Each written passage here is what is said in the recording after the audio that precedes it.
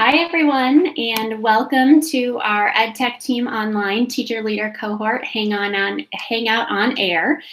Today, we're going to be talking about learning spaces, and we have a special guest that I'll introduce in just a moment. But as you guys are joining, please feel free to introduce yourself in the YouTube chat or to tweet out any questions that you have using the EdTech Team Online hashtag. So we're happy to have you guys joining us, and a lot of us are going to be going back to school in the next few weeks. Maybe some of you have already started. So this is a great time in the classroom to make it a better environment for you as a teacher and also ultimately for your students as the learners. So today we have a more student-centered environment. So Mandy, welcome. Will you do a quick introduction? Sure. I'm happy to be here. Again, I'm Mandy Kelly. I teach 6th grade at Saddleback Valley. I just recently, over the last couple of years, started transforming my classroom to really start thinking about providing a good learning space for my students. And I'm just kind of going to share my process and what's been working, what hasn't been working, and really what I've found in terms of reinventing the learning space in my classroom.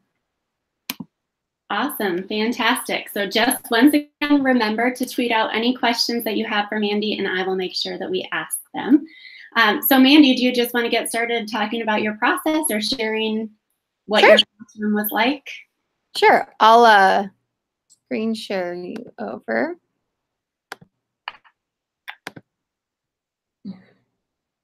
Can you see it? Yes. Okay. So again, my name is Mandy Kelly. I put my contact information here. I also have it at the end of the slide as well. So feel free anytime, contact me, questions as you're going through your process of reinventing your learning space. This was my classroom a couple years ago. It was very traditional in terms of I had my groups of 4. I used my Kagan strategies. I had my mixed level groups, my face partner, shoulder partner. I had all of that. And I felt like everything was going well, but I was ready to start pushing the limits as I started learning more about what a true learning space was. And so a lot of people ask me why I started transforming my classroom and going to flexible seating. And this is my daughter. Her name's Charlie. She's just turned 3. And I started noticing around the house, if she loves to read and color and do all of that, but she doesn't like to sit at her table. She's got a cute little table and chair, but that's not where she likes to work. She's laying on the floor. She's grabbing pillows. And then my husband pointed out that the apple doesn't fall far from the tree, because this was me working on my master's program. Not a staged picture. I like the floor as well. I sit on the floor. I'm constantly, on the couch. And I think as educators, we all know that we can't sit in a chair all day. And yet we're expecting our students to do the same thing. So I started trying to transform that room and start thinking about, okay, well, I want them to be comfortable. If I'm expecting them to be engaged and working hard all day, I want them to be in an environment where they can do that. This was kind of some of the articles that I found, and this really is explaining how seating arrangements and flexible seating can affect students' performance. So then as I continued researching, because I did have to convince my principal that I wanted to do this, and I knew if I was going to go and talk to my principal about this, I needed to have more than just pretty pictures. I needed to have the research behind it, and I needed to have the benefits. So this I felt was a really great, simple graphic that shows the 6 benefits of flexible seating. This is something I show to the parents at back to school night who are a little hesitant as soon as they walk into my classroom. I show this to other teachers. I show this to my principal.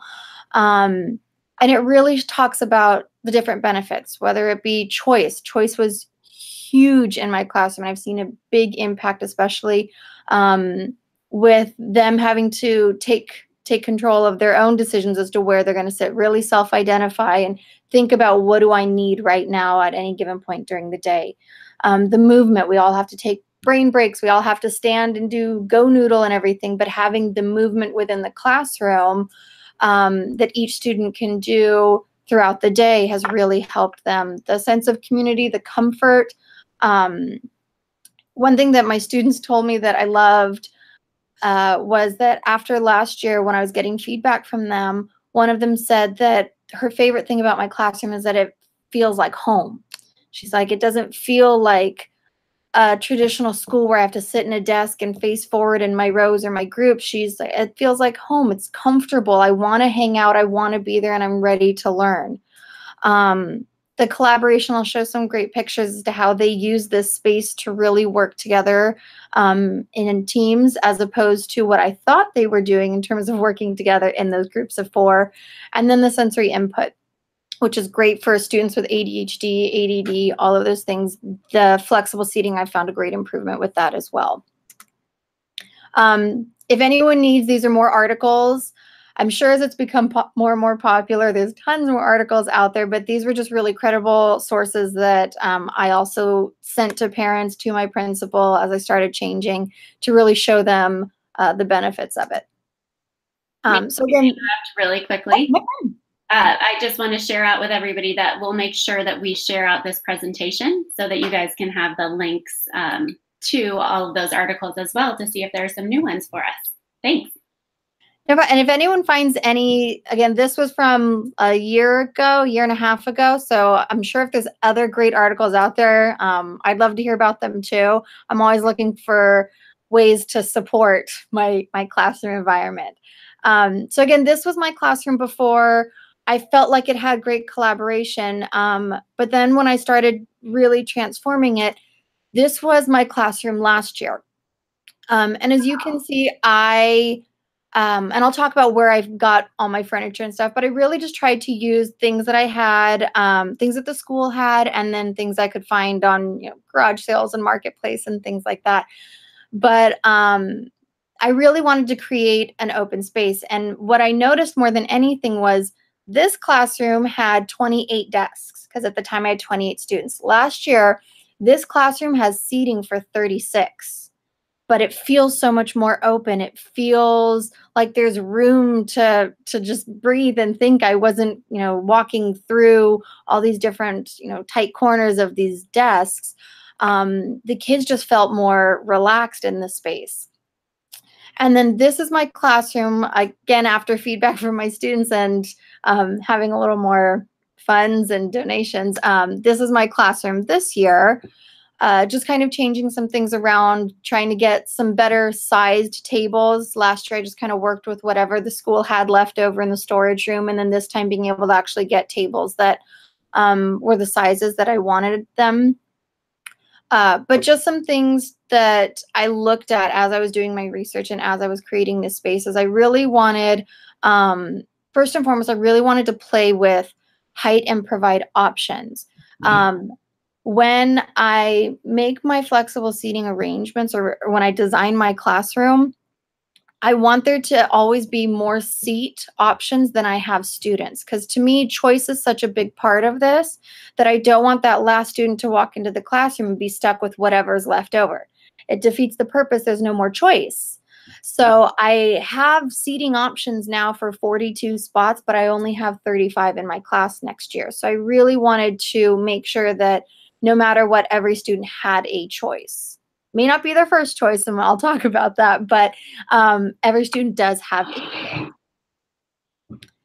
Another thing I play with is height. I want floor. I'm a total floor person. I love the floor. I want a standing option for those that want to stand. I also think about movement, with the wobble stools, yoga balls, the stability discs on the floor, lap desks. I want them to have options, and I want them to not just have a chair, a stool, anything like that. I want more than just everyone's at same level. I want to kind of play with that height and give them a chance to stretch their legs. Are those little bubbles on the lower desks in the front? Those are just like bubble seats that they can sit on the floor. Yeah, they're stability discs. And last year I had stability discs and I had pillows for the floor. And my students liked the discs. They noticed that when they sat, it really forced them to correct their posture, and they sat a lot straighter in that. But the kids did not like the pillows.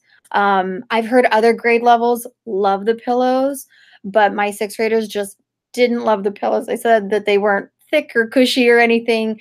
And I noticed a lot of them started to move the pillows when the classroom was open for them to work anywhere. They would take the pillows and go lean up against a wall.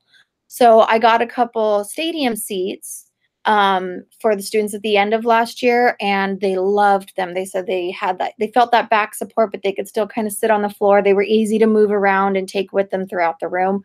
So I did kind of change those two over the summer to the stability discs and the stadium chairs. Great. This is a view from the back of my classroom. I last year also got rid of my whole teacher area. I had my desk, my file cabinets, my whole blocked off corner that was my teacher space. And to me, I just wanted to give the students as much space as possible that was theirs. I didn't want that disconnect of this is my space, that's your space. It's like, no, this is our space. We all work and use this space. So I got rid of my desk, and now I just have my table with my computer.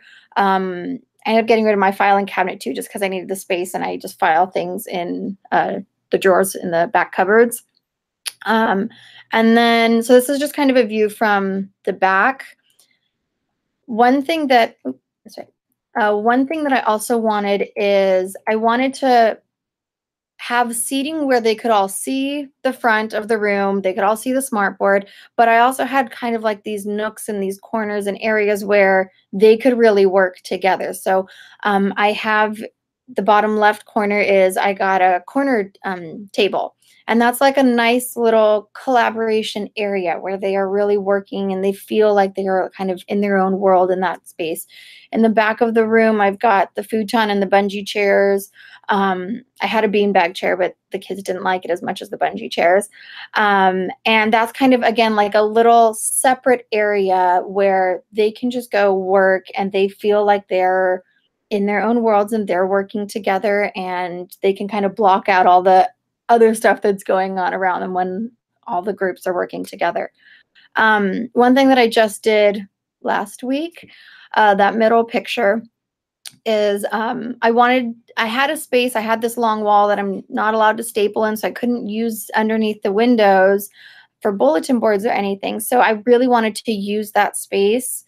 So I just got the cube storage units. I found them on Facebook Marketplace, and I just put them together, got a piece of wood to make a countertop, and it's exciting, it's different, it's fun, the kids love it, but it also opened up my classroom so much more.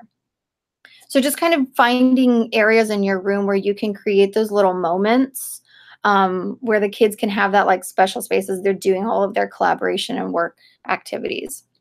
I love looking at this, and I totally agree with your student that it makes it such a space that they want to be there. And I love that she said that she wants to learn, that it's comfortable, and this definitely looks inviting to me, and the pops of color, and it just looks awesome. Thank you. Yeah, I wanted to, I know a lot of teachers are big, they love all the rainbows and everything, and especially as doing an upper elementary, I wanted that sophistication but still fun. So I went with all black and white and then chose one color to kind of tie everything together.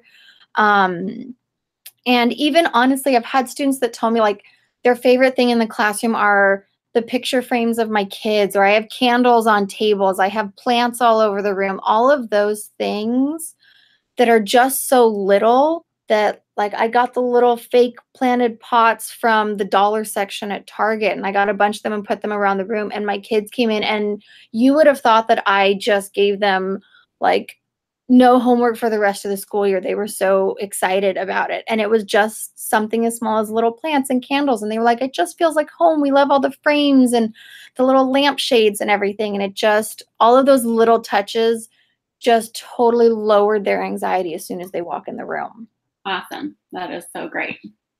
So I kind of wanted to go through my process. And the first thing that anyone and everyone can do is, if you have rows, just get rid of your rows and start thinking about designing your space. You can still use your desks, if you noticed, I had my desk that I put in groups, but then I took the legs off of some of the desks to drop them to the floor to raise some of the desks. Before I got a table with the adjustable legs, I got the bed risers from Bed Bath & Beyond had like $3 bed risers, and I just got those and raised my table. So now I had a standing table, super inexpensive, and then I just grabbed a table that I found at my school storage room. So getting rid of your rows and just start designing your space. Some teachers that I'm one where if I'm going to do something, I'm just like, I just jump in head first. I go big or go home. That's just kind of how I am. But then I have some colleagues who are like, I need to kind of tiptoe a little bit. So instead they kept their desks, they had their assigned seating, but then they created those little spots around the room where when the students were doing group activities, independent work, then they opened up their room and they had all those options around the room. So that's something you could do if you wanted to kind of do an in-between. But for me, it's go big or go home. If you're going to do it, just go all out. When you were saying that, a question popped up that, do you still assign seats at all? No. Okay. So I don't assign seats. I give my students, they are free to move throughout the day. During like, as we transition from activity to activity, they're welcome to move. If we're in the middle of a math lesson, they can't just get up and walk. Some students will kind of raise their hand or call me over and be like, hey, my legs are kind of, my legs are hurting or my back's hurting. Can I go to the standing table? Then like, oh, absolutely. I love that they're able to identify that and find a solution. But anytime we transition from one activity to the next, they're welcome to move. I do get a lot of questions like how do you do that on the first day of school? How does that work at the beginning of the year? The first day of school, we like go full kindergarten where they all come in and sit on the rug. No one goes to a chair. We all come in, sit on the rug, and we explain that the classroom looks a little different than what they're used to. We go over the different rules and the purpose behind it. I really want them to understand the purpose. It's not just the fun classroom. I want them to understand that purpose of being able to identify what you need. And we talk about if it's right before recess and you are just getting antsy, go sit on a yoga ball. Get a little bit of your energy out. Or if it's the end of the day and you're having a hard time focusing, staying awake, go back to the standing table and stretch out your legs a little bit and kind of get yourself moving. I'm one where, again, I like to sit on the floor. So I'm like, if you want to sit on the floor, go there. If your back starts, your posture's starting to fall, go grab a stadium seat. So we talk about that and the purpose behind it. So they're free to move throughout the day. The first week of school, I make them try out everything. So I tell them by Friday, you need to have tried every seat. And when they come in and they'll be at a different spot. Sometimes it'll be the middle of social studies. They're in the middle of independent reading, whatever it is. And I'll just be like, all right, everyone find a new spot.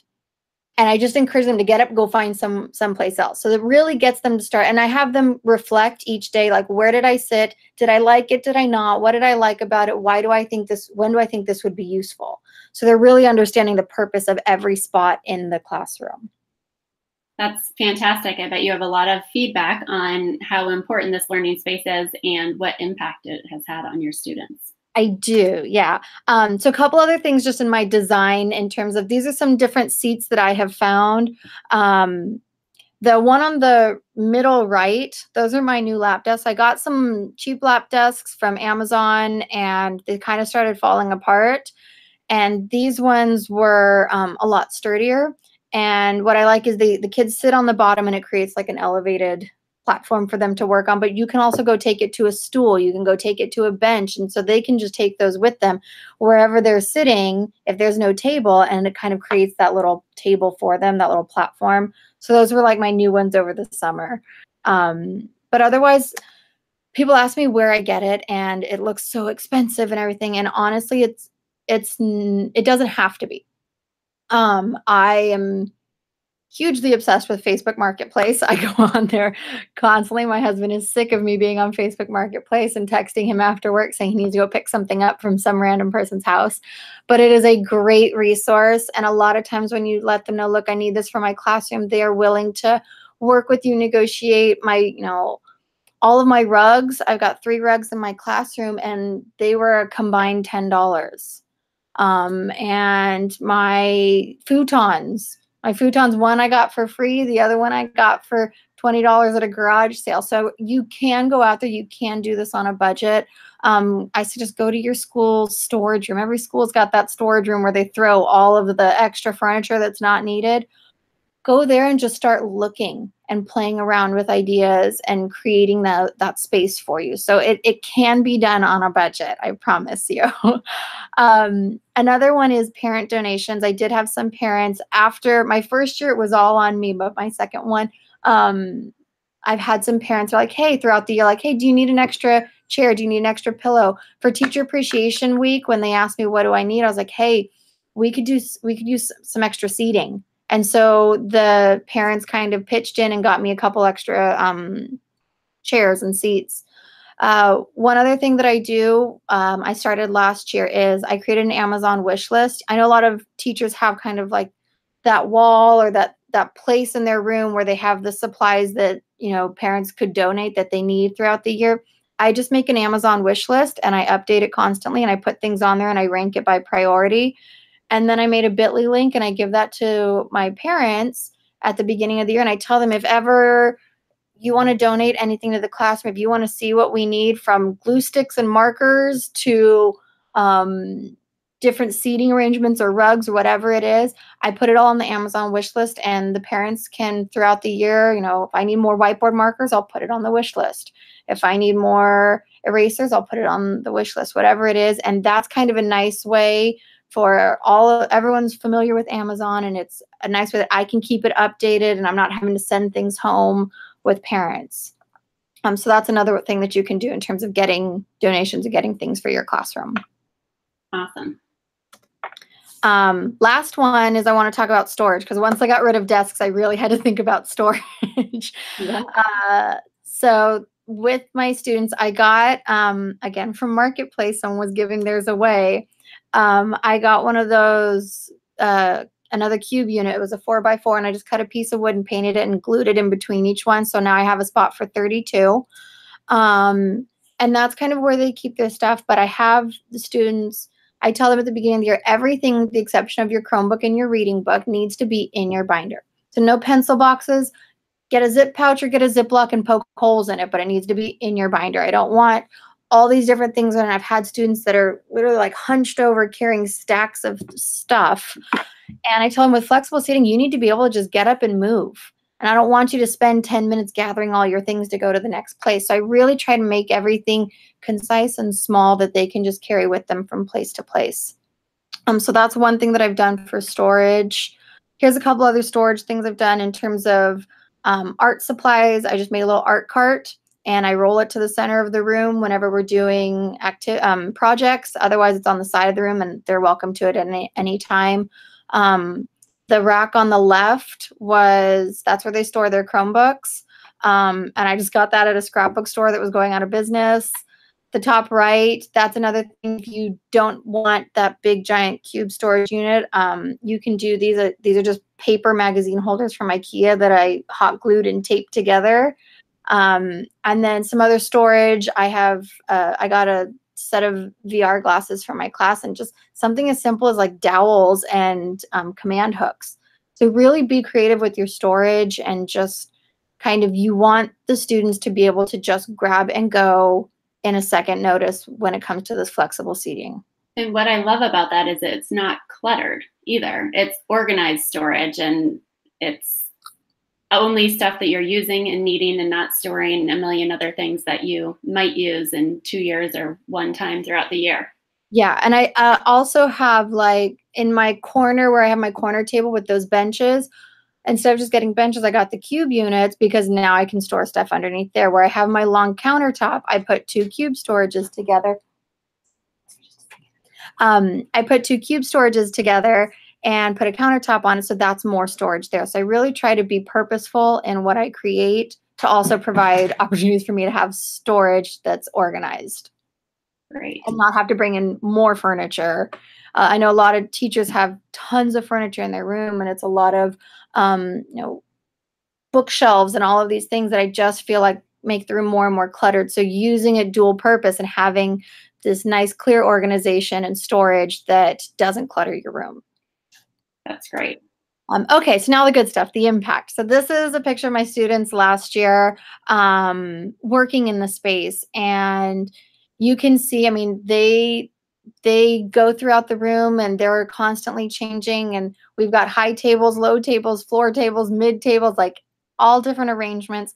And I love seeing them kind of make those connections, and they're not stuck with their group all day. And I know a lot of students like, oh man, like when you release that new seating chart and they're like, oh man, I got this kid next to me and we're going to be here for 3 weeks or 4 weeks so we don't change. And now I'm kind of sick of my group. Or even if they love them, like we've been working together all day, every day.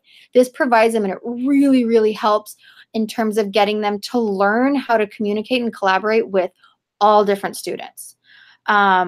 They have a new group at any given point during the day that they have to work with, talk with, discuss, collaborate, construct things. So they have to be able to work with anyone and everyone in the classroom. And that was a challenge at first, but I really saw an improvement by the end of the year that I could pair them up with anyone and they knew how to work with whoever was put with them. And I think that's a great skill to take with them, because we all have to collaborate in our jobs. We all have to collaborate and work with people that are very different than us. So this was a great way for them to learn, like, you got to be able to work with anyone and everyone. Some people have asked me, like, do they always just sit with their friends? And sometimes they do. And I make it very clear from the beginning that one of our rules on our flexible seating rule chart, the last one says that Mrs. Kelly can move anyone, anywhere, at any time, no questions asked. And I tell them, I said, you know, especially as sixth graders, I'm like, you guys are, I want you to be responsible. I want you guys to have control. I shouldn't have to tell you where to sit. I want you guys to be able to figure out where you want to sit. Where is your best learning spot? Where is your best smart seat? And I'm okay with them sitting with their friends. I get some of my best work done when I'm with a friend as opposed to with someone that I don't necessarily want to be working with.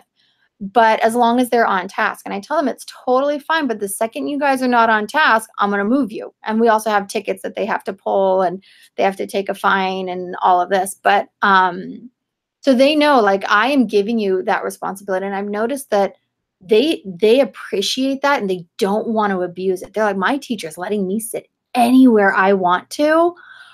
I don't want to make her regret that. I don't want to abuse this power. And, you know, they do get a little antsy, especially sixth graders. By the end of the year, we were having to kind of make a couple changes. And there were a couple students I was like, you can sit anywhere you want, but you two cannot sit together.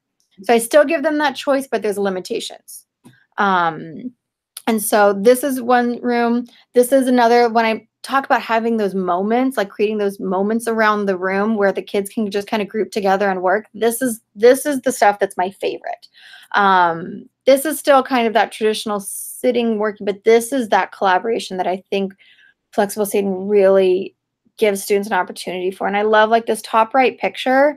We have 2 girls on a couch, 1 girl on a bungee chair, the other one in a bean bag. They each grabbed the chair that they wanted to sit at or that they felt they would work best at, but it didn't stop them from working together. They created a group, each one with their own seating that worked best for them. And I want to emphasize the flexible and flexible seating. I tell my students that this is our classroom. There's a way that I want it to look at the end of the day before you go home, but throughout the day, use it, move it however you want to, the best works for you. So this was students that were making a Flipgrid video, and I cover my tables with contact whiteboard paper because I don't want to ruin the tables.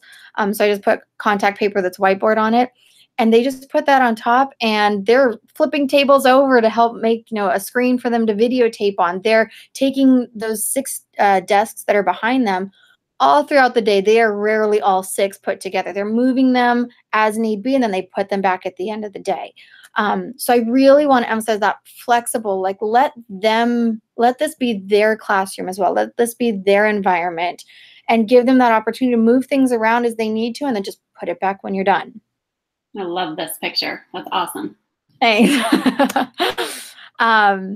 So last thing I really want to emphasize, this is a process. It has taken me, it's been about 2 years, and throughout these 2 years, I probably changed my arrangements constantly last year. So it's really important to get feedback. I would send out Google forms to my students. Hey, rank these seatings in order from least to greatest, or favorite to least favorite. And if there was one that like when I got the feedback and everyone voted pillows as their least favorite, I was like, okay, let's get rid of the pillows. So I kind of like use that and just get that feedback. It's their space, it's my space, it's our space. So I'm really constantly, it's an open communication between the students all year long, to see what they need and what they're liking. Wonderful. This is just some ideas for how to implement this, whether it's starting small or jumping in headfirst, things that you can do. So small things like replacing your desks with tables, or playing with heights. If you've got desks, or if you have desks, take the legs off of them and drop them to the floor. Get bed risers and raise them to standing. Just play with heights. Introduce a couple new seating options. Or one thing you could do is something as simple as open the classroom throughout the day. When I tell my students the classroom is open, that means you can create any learning environment you need right now. You can move desks, chairs, tables. You can sit anywhere around the room. And then I'll say the classroom's closed, and we all go back, put everything back, and they all go back to a seat where they can all see me at the front of the room. And then we'll do something else. Guys, the classroom's open right now. And they just go and they spread out. When I started flexible seating last year, the week before school started, I had full like flexible seating nightmares. Like I was like, what did I just do? Is this even gonna work? I panicked. I could see kids, racing in, pushing, shoving each other, trying to get to that bungee chair. And I didn't have that once. The kids knew outside, when I set those expectations at the beginning of the year, they needed some reminders throughout the year, but they respected and appreciated the freedom that I was giving them, and the responsibility that they had, and they didn't want to abuse that, and they loved it. And I saw a student that was in the beanbag chair. Another one went up and said, hey, when we do the next transition, can I sit in the beanbag chair? And they were, sure, absolutely.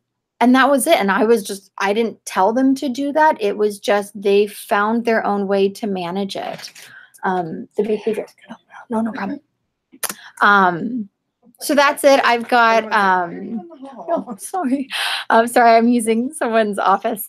I have my, again, I have my email at the bottom. I also have my Twitter and my Facebook account at the bottom as well. Feel free to follow me, kind of see my journey. I take pictures and videos, and you guys can see changes that I make. Awesome, Mandy. I absolutely love it. We will make sure, we share this presentation out so that people can check those links, and then also get a chance to go back through the presentation if they want. Impact. What change made the greatest impact in your learning environment? I think releasing control for me. I'm very type A, so that first classroom where they were in groups was like, that's my comfort zone. So step out of your comfort zone and try it. There's so many things I've tried that have not worked, that have failed, but I don't regret trying it. So just go for it. Try something new. Awesome. Well, thank you all for joining us. And Mandy, thank